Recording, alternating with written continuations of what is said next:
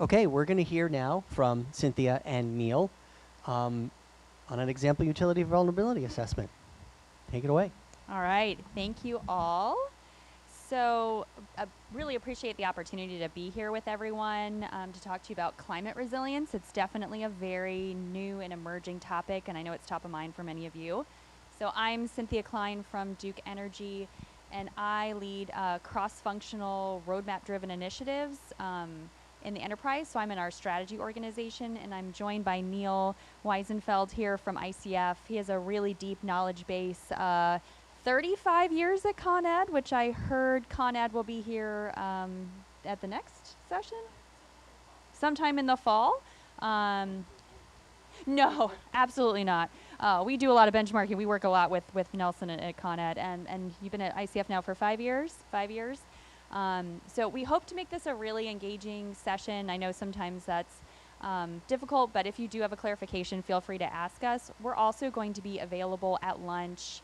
So if you do have a specific question, feel free. You can just come reach out to us, or Lisa has our email addresses. We're both on LinkedIn, all of that good stuff. So just wanted to make sure you all had awareness on that too. So I'm going to figure out technology where I have mic and a thing. So for forgive me for a second. Oh. All right. So I wanted to take a quick step back to give a little bit of a background on Duke and what was included in the study. So we're headquartered in Charlotte, North Carolina, and we have 8 million electric customers in North Carolina, South Carolina, Ohio, Kentucky, Indiana, and Florida. So we have quite a diverse portfolio. We have about 50,000 megawatts in energy capacity amongst all of our jurisdictions. This study in particular focused on our North and South Carolina jurisdictions. And interestingly enough, so our report is public as you're reading it. It included both of our service territories and our operating companies, our Duke Energy Progress and our Duke Energy Carolinas. And the gray space you see in here, those are served by a lot of our munis and co-ops. And so it's another important aspect of why we wanted to make this work public as well, because the vulnerabilities, the insights can still be gleaned from some of our munis and co-ops. We wanted to make sure that was public work.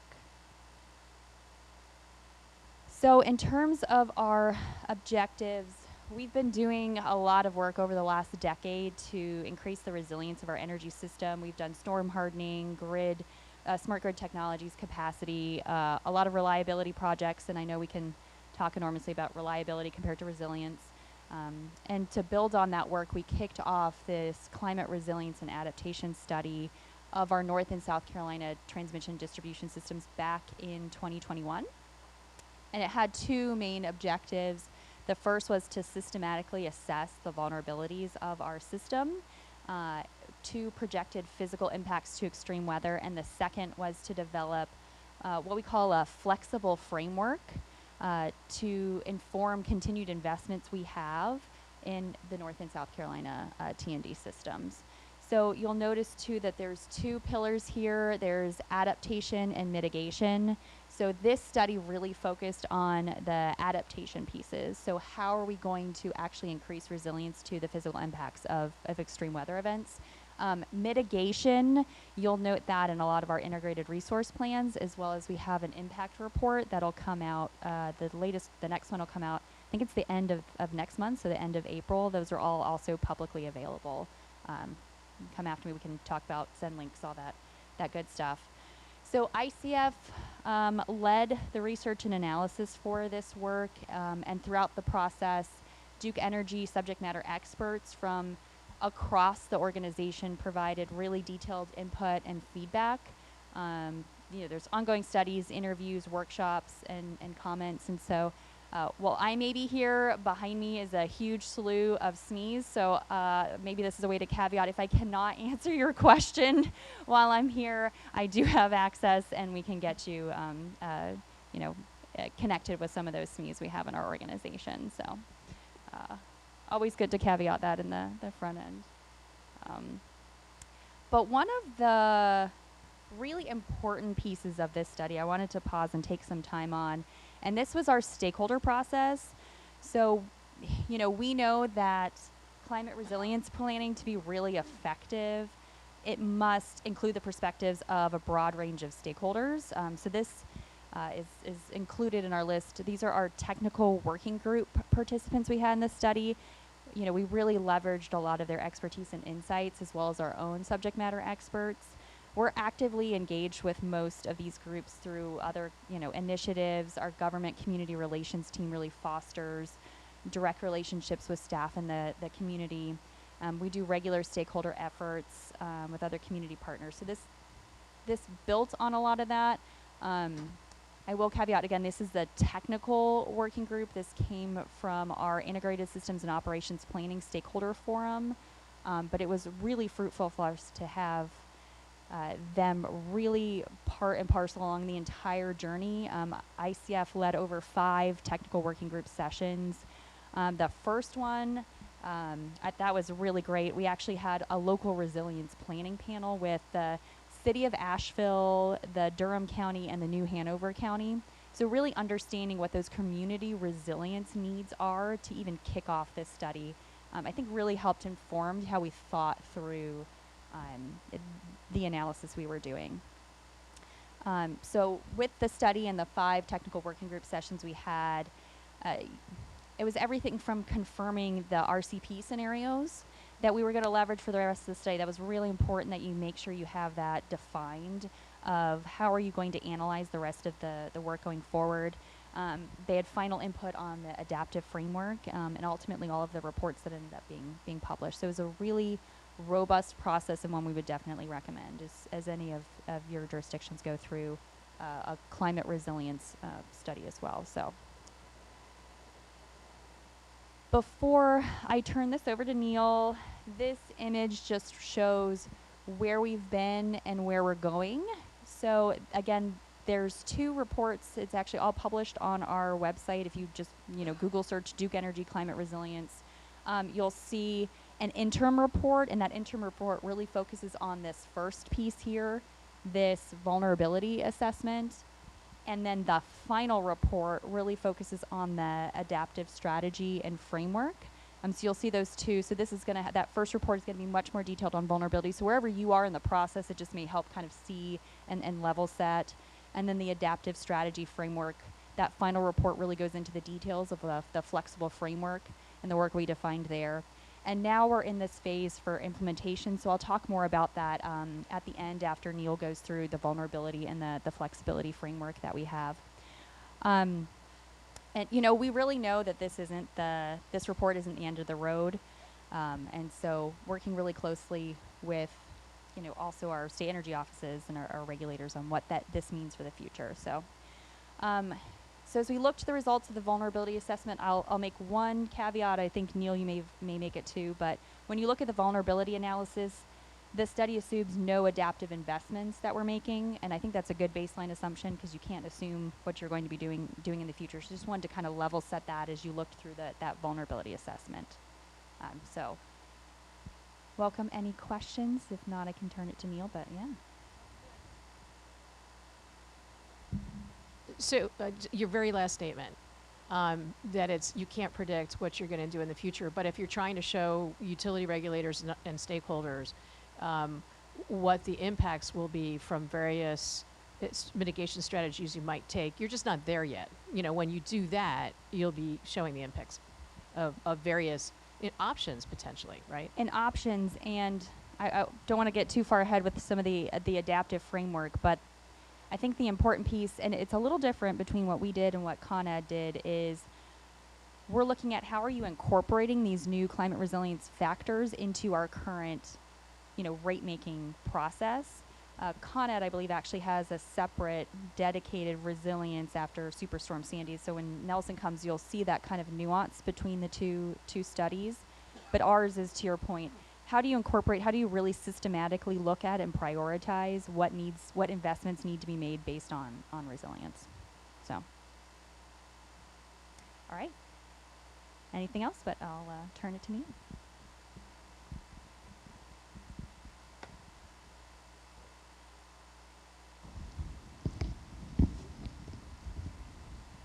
You guys can hear me. Okay, thank you, Cynthia. Good morning.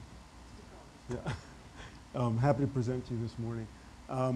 And Cynthia didn't tell you this, but we did speak with some of the other presenters, and we heard that you're a tough group, so we had the dark roast this morning. So, do you have the clickers here? Okay, so I'm going to talk about the assessment approach. Apologize in advance for things on these slides that you've seen already over the last 2 presentations this morning, so we'll kind of do a light touch on those things so we can leave more time for questions. So this is the assessment methodology in the yellow. You'll see things that you have seen in the prior presentations: exposure, the degree to which assets or systems or processes can face the hazard, potential impact, the output, right, the event that might occur, negative events, or the extent to which an asset or process might not operate as designed. Sensitivity, it's similar to potential impact, but it's the degree to which assets or operations could be affected by exposure. And consequence, it's, well, what happens when you have this event, this failure to work as designed? And that consequence could be about the system, like how consequential is loss of this transmission line to the system's behavior, the system's processes or operations, or how the loss of that asset affects customers. In the burgundy below that, we've got vulnerability. So this is, again, in the process. Once you look at those factors above, you can assess this concept of vulnerability, and ultimately adaptation framework answers the question, given all of this, what should we do? Where should we do it? When should we do it? I think Tom Hall did a great job in his slides with climate science. I looked at the slides. Didn't steal anything from it, but just want to kind of go over what we did. So yes, this is effort had a climate science piece. That's the beginning of the process. Global climate models, 23 models. We used LOCA, these locally constructed analogs. We also used MACA. I'll talk a little bit about the two, but the models produce kind of an output that is probabilistic. We will talk about what you do with that in the RCP, kind of probability dimensions, but you get probabilistic distribution of potential futures across climate variables, and you get that at 6-kilometer spatial resolution in the service territory. The MACA, so the LOCA is locally constructed analogs, and that provided information on some of the variables. That was at 6-kilometer resolutions, and the MACA is the multivariate adaptive constructed analogs that provided information at 4-kilometer spatial resolutions. The projections are decadal in time, and so those were for temperature, precipitation, some wildfire, and the variables on the bottom, wind. For sea level rise, we used the NOAA sea level rise and coastal projections. There were two projection ranges or scenarios. One is a medium high, which is a fairly extreme scenario, but it doesn't include catastrophic Antarctic ice shifts. And then there's a medium low scenario, which is more closely aligned with this RCP 4.550 scenario, which we'll kind of talk about.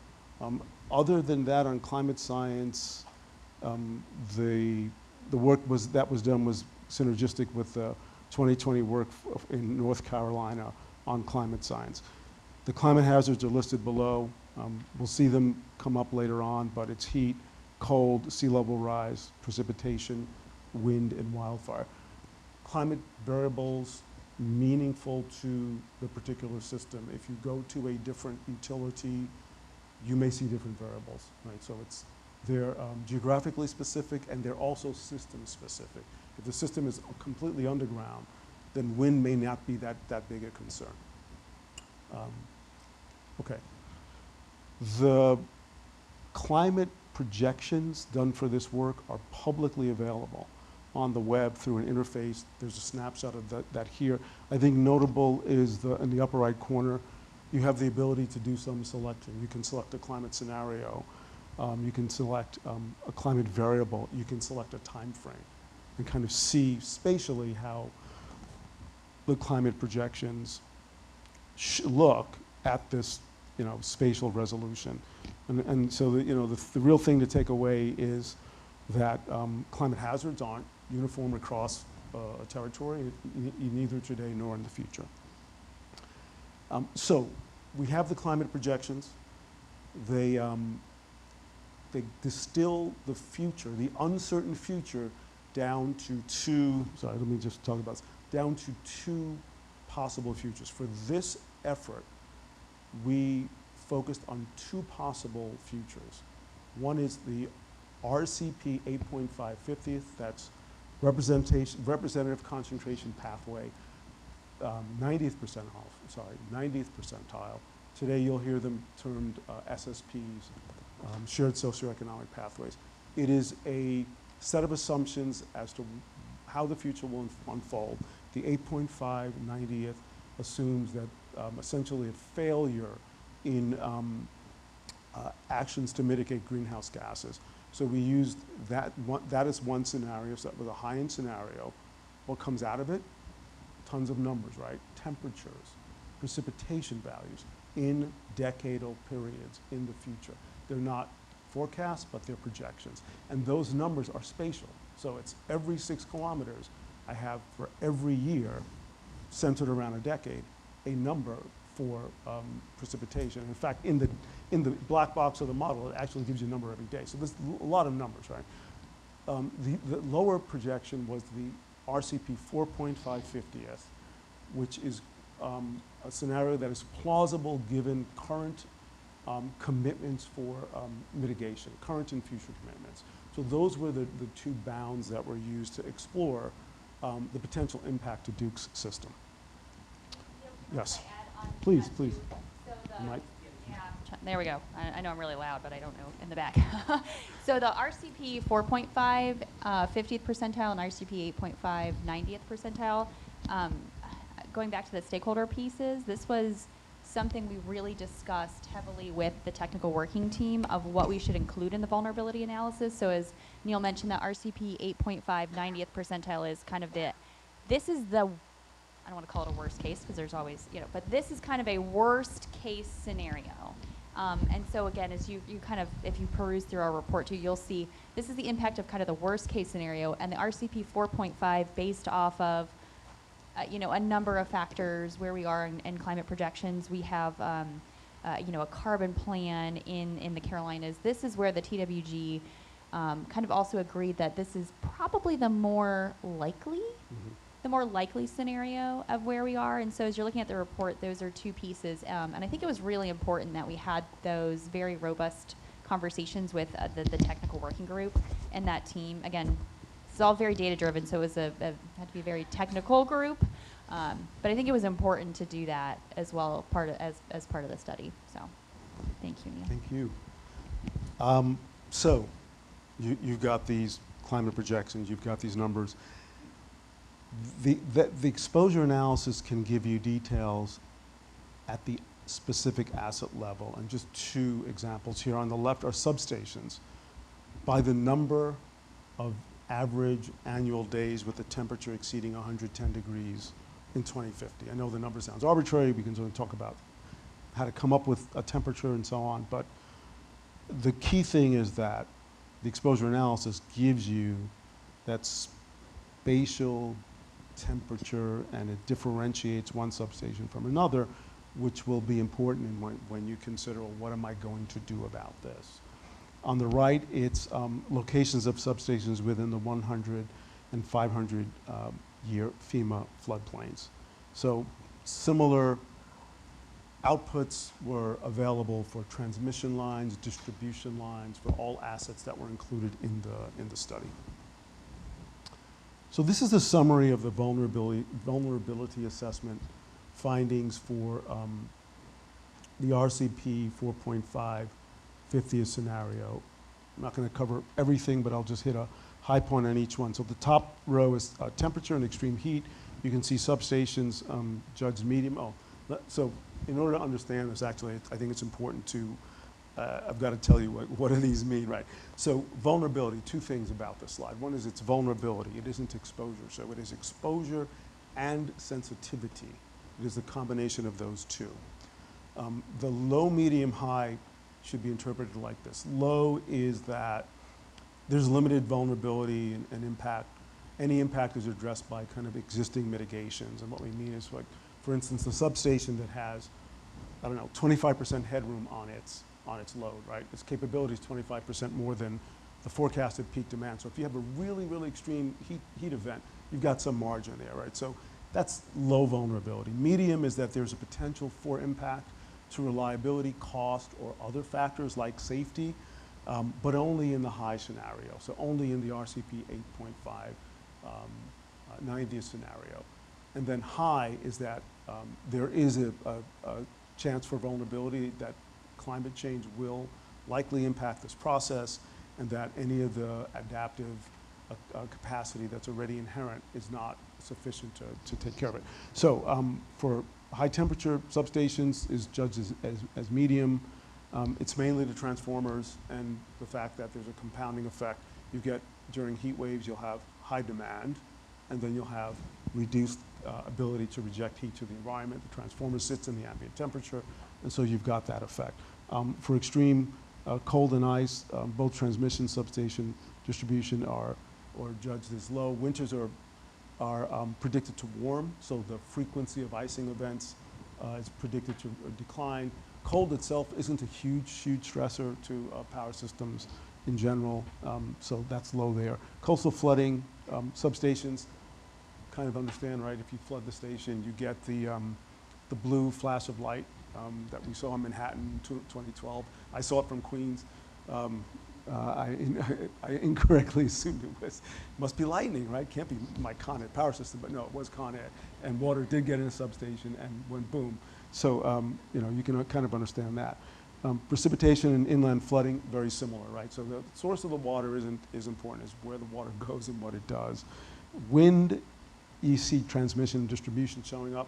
Understandably, power systems largely overhead in the United States still, and challenged by wind and particularly the interaction between wind and vegetation.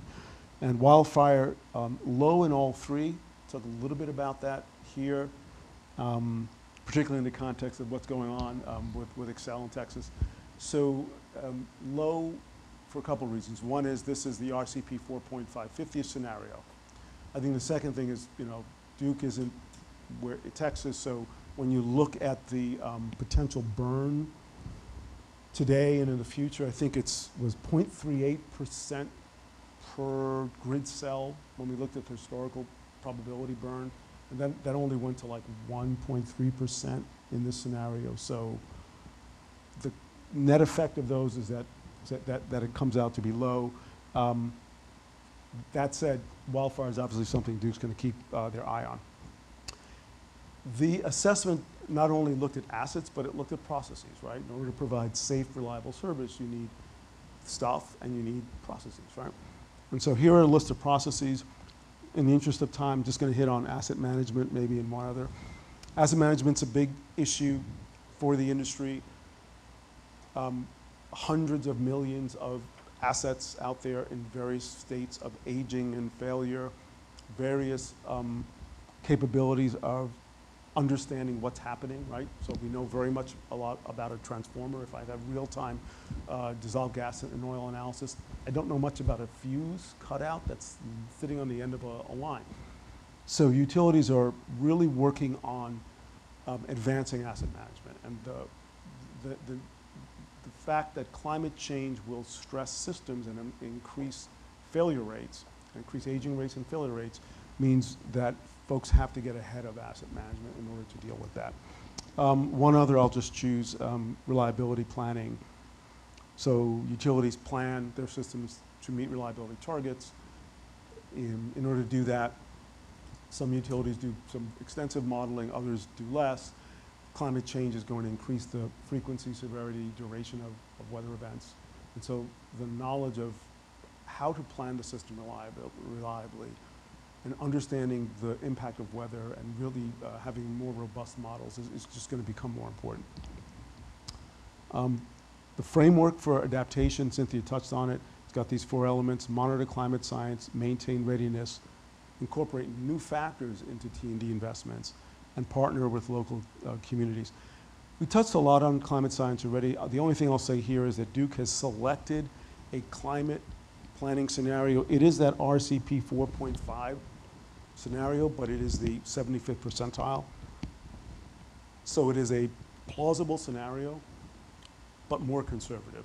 So using that 75th percentile. So it's higher than and more stressful, if you will, than 4.550th. Some of the recommendations from the report: continue to monitor and update climate science, so keep your eye on the horizon as it's changing, because it is a very fast-changing science. Look at developing a climate change design guideline. Utilities have done that. Con Ed did that internally. So that's kind of what utilities are doing to let folks who are designing a given system know what should they do with regard to climate science and climate impact. And then look at standardizing the data collection and internal solutions for weather and climate data. For maintaining readiness, Duke has a pretty good emergency response workforce and vegetation management process. We looked at both of those processes, so pretty robust. They've been investing in resilience, identifying and revising design specifications even before we started this engagement. They had started down that road. Some of the recommendations from the report is to continue that proactive revision of specifications. Utilities have tens of thousands of specifications. There's usually a revision cycle where it comes up, it goes on an engineer's desk, and they kind of look to see if it still makes sense. Should we be doing that? Commonly you pull something up from 1938, you're like, you have to call someone, do we still do that? Should we do that? So to proactively do that with the climate lens, does weather either implicitly or explicitly appear in the specification, and what do we do about it? What are the implications of that for this specification? Quantify the impact of climate change on asset failure and placement rates. I talked about that earlier. Improve that integration between data management systems. It's a whole nother presentation. Utilities are they are really pushing the envelope on that, but everyone's struggling because you have legacy systems and the data is all over the place, and integrating it isn't a trivial task. And improve the load forecasting process. So almost all utilities look at the past to forecast load. Some of the things that have come out of these types of studies is to incorporate climate projections into how you forecast load. Similar to capacity planning is about what's the capability of this transformer. Well, it really depends on the ambient temperature.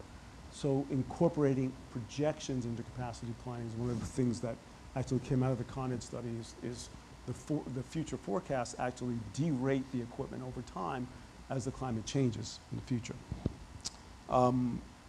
Increase the level of SCADA temperature modeling to improve visibility.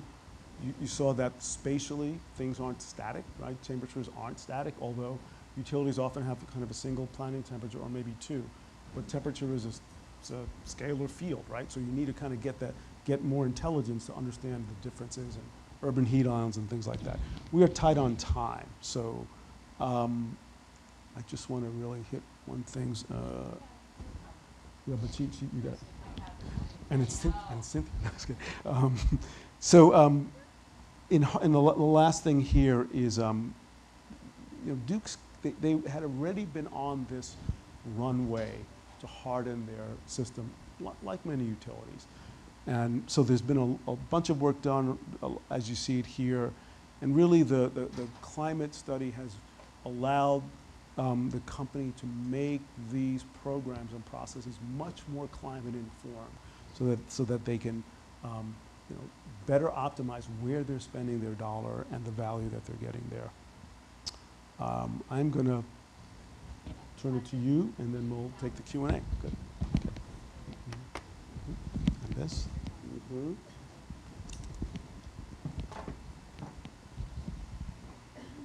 Okay, so based on time, I really want to get to the next steps, and I hate that I need to kind of go quickly over the partner with local communities, but for any of you who are so inclined, We have a great section in the report, so I would highly recommend you check that out. Some great work that we're doing there, storm schools, and I'm going to touch on some of this when I talk about next steps too, including the funding. So if anyone wants to talk about it later, it's one of my own little passions. So, all right, so I know we have about 5 minutes before we get to Q&A too, and I wanted to really set some time to go over the next steps in the resilience journey. So we just finalized this study in September of 2023. So this is all pretty new, but we've already been working through a lot of these. I'm going to throw those over here. So the first is setting expectations and assigning responsibilities. So that was a big piece that ICF brought in, that you need to make sure that this is something, that you're getting dedicated attention to from the organization. So we actually brought to our December board meeting the climate resilience and what we're doing for that. So I think that's just kind of an important piece in terms of culture and what you look at in terms of climate resilience. Then in terms of the process changes to maintain readiness, I think the key points you're hitting on, Neil, were data-driven, risk-adjusted approaches, making sure you're prioritizing the right things. For some design updates, Lisa, I think you touched on this at the beginning with transmission lines. Are we building some, of our transmission lines with more heat-resistant aluminum conductors where it makes the most sense to do so? For substation flooding, we had long discussions on this. If you think about reliability, it's really the resilience piece that is important for that. So we've put together an action plan for some permanent flood walls. We have several examples of flood wall work that we've done too. And then the other piece that I think is important, and Neil had touched on it beforehand, is that weather standardization data. And so we've actually already initiated work to really standardize our weather data. I know it seems trivial and it doesn't seem that interesting, but especially as you're moving forward, that's going to be really important to make sure you have standard data collections across where you're looking into, because as Neil also showed, it's not holistic and uniform across all of your jurisdictions, so knowing specifically where you have the most impacts are going to be even more important, and making sure that data is an apples-to-apples comparison will be important too. Then for the third, incorporating into resilience plans, so we talked earlier too about having comprehensive planning and also really thoughtfully incorporating those factors as we go forward.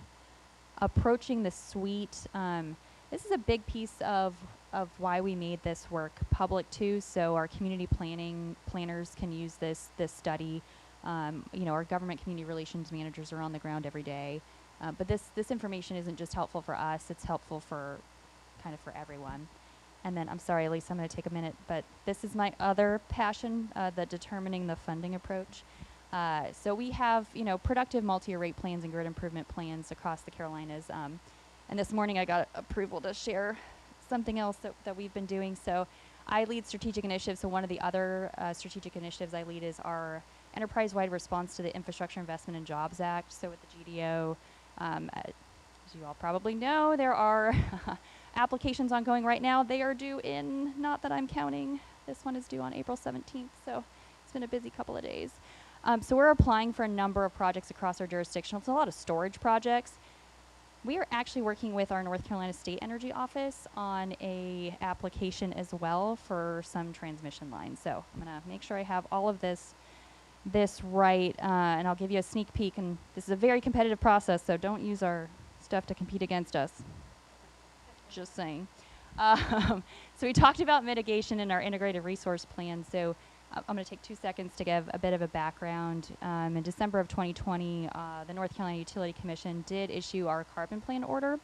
And so it directed us to have 23,500 megawatts of solar, 600 megawatts of storage, of solar plus storage, and to engage with an onshore wind stakeholder group. And from that work, we incorporated another 2,100 megawatts of onshore wind for our baseline planning period. And a lot of this onshore wind, solar, and battery is going to be located in our eastern Carolinas. From a stakeholder perspective, we went through a Carolinas Transmission Planning Collaborative. And again, very similar to our technical working group, it involves a large number of stakeholders I can provide later. But as part of that, they came up the need for a 230 line from Lee till Burney in North Carolina, and to proactively be able to upgrade that line to enable all of that renewables development. And based on this climate study, we're actually proposing to use aluminum conductor steel supported trapezoidal wires, which Neil has been telling me all about too, with modern steel monopole structures. And what that's allowing us to do is to do double circuit loads. And it's important because it allows us to leverage an existing right-way optimization instead of a greenfield line. So again, this is IJ funding, very competitive, so don't steal my idea.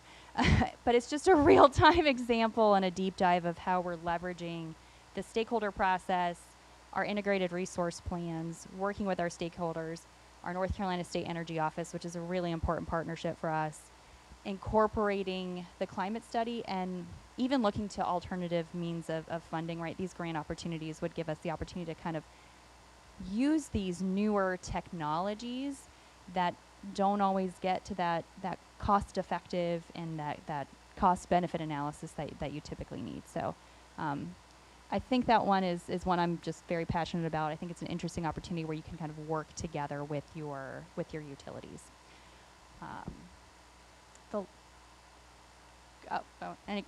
We've got time for questions too. So the last few, conducting regular engagement with stakeholders. So that technical working group process, it did end as part of the report process, but those same stakeholders came from our integrated systems and operation planning stakeholder group. So, providing regular updates through that process. The other recommendation ICF had is to establish the climate resilience performance metrics, which I know you all talked a lot about. There is no precedence for this right now. This is something as an industry we're going to have to work on together. We have our distribution planners and the IEEE working group. EPRI has their climate resilience study. We're working with EEI as well on what that can look like. You kind of have to define resilience and then climate resilience. So it's not going to be something we'll do immediately, but it is an important aspect that we look to do. And then this implement, monitor, and revise. Again, this isn't the end of the journey. We're doing benchmarking as well with Con Ed, who will be here in the fall. So I think you guys will just love hearing from Nelson and the great work that they've been doing too. And the last point I wanted to note is the value of this flexible adaptive framework.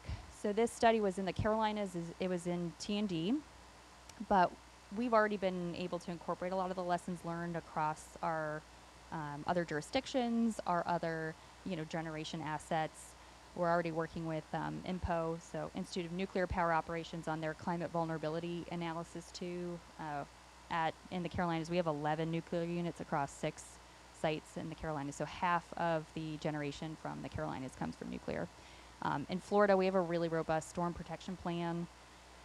You may have all heard of Hurricane Ian that came through recently in Florida, so our smart self-healing grid, we were able to save customers, it was 3.3 million hours of lost outage time. I mean, that's really important.